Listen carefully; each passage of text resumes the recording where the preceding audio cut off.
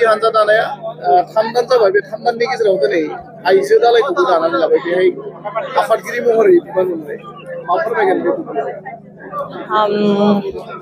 Alternative Party of Bodoland बे गोदानै दाजानाय राजनिति हान्जानि आंखौ Women Cellनि प्रेसिडेन्ट हिसाबै बिथांमोना सायख'नानै लाबाय आं फोथायो जिहेतु आङो लास्ट 29 years मोनसे आइजो आफाद बर' Women Justice Forumआव खामानि मावबोदोंमोन आरो थांनाय 5 बोसोर आङो बर' Women Justice Forumनि प्रेसिडेन्ट हिसाबै आङो बे अर्गानाइजेसनखौ सालायबोदोंमोन आरो बे थांनाय 29 yearsआव जोंनि गावनि हारिनि थाखाय जोंनि आइजोफोरनि मोनथायनि थाखाय जिखिनि खामानि मावबोबाय दिनै फैयै फैयै नैबे गोदान राजनिति हान्जायाव दिनै आंखौ जे बिबान होनानै सायख'बाय बिथांमोना जि फोथायनायजों जि मोनसे आसाजों आङो बेखौ लानानै खामानि मावलांनो थाखाय नाजागोन नंगौ आङो राजनितियाव गोदान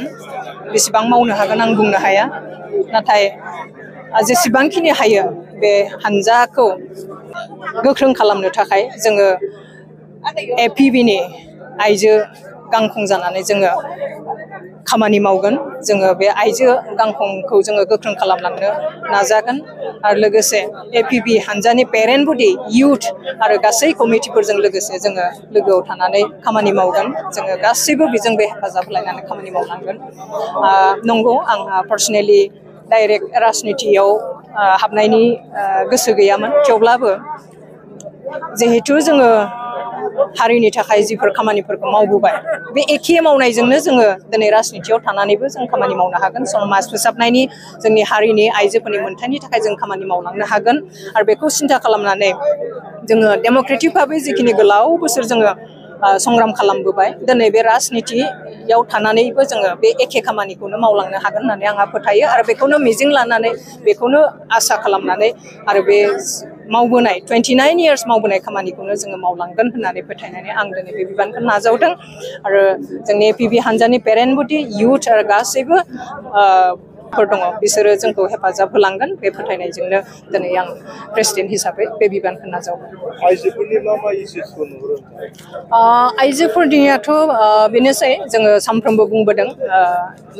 एज ए वुमेन अर्गानाइजेसननि लिडार हिसाबै जों सानफ्रोमबो बुंबोदों जोङो समान मोनथायनि खोथा बे समान मोनथाया जोंहा न'आवल' नङा जोंनि समाज बेबस्थायावबो राजनितियावबो जोङो इकुवेलिटिया जोंनि गेजेराव थानांगौ होननानै जों बेखौ बुंबोदों गतिके जोङो बे राजनितियावबो जोंनि बे डिसिसन मेकिंनिफ्राय लानानै गभर्निं बडिसिम जाहाथे आइजोफ्राबो बे मोनथायखौ मोनो आरो जोंनि समाजाव न'खरफोराव आरो जोंनि डेम'क्रेटिक अर्गानाइजेसनफोरावबो आइजो माहारियाबो जाहाथे समान मोनथायफोरखौ मोनलांगोन